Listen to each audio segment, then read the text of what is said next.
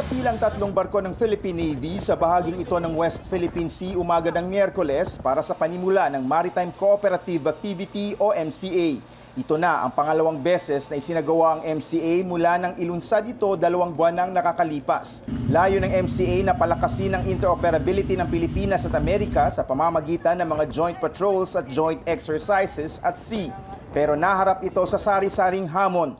Kabilang dito ang pagsulpot ng 2 barko ng China na namataang umaaligid sa lugar kung saan isinagawa ang MCA. Nagbato naman ng radio challenge ang Pilipinas para questionin ang presensya ng mga barko ng China. Naantala na ng isang araw sa di pa maipaliwanag na dahilan na kansela pa ang ilang mga pagsasanay gaya ng gunnery exercise. Tanging isa sa 4 na barko ng US Navy, ang destroyer na USS Sterret, ang nasulyapan dito mga 80 miles mula sa Lubang Occidental, Mindoro.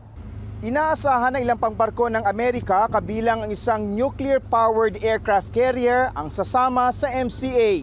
Sakay ng BRP Gregorio del Pilar mula sa West Philippine Sea, David Santos, CNN Philippines.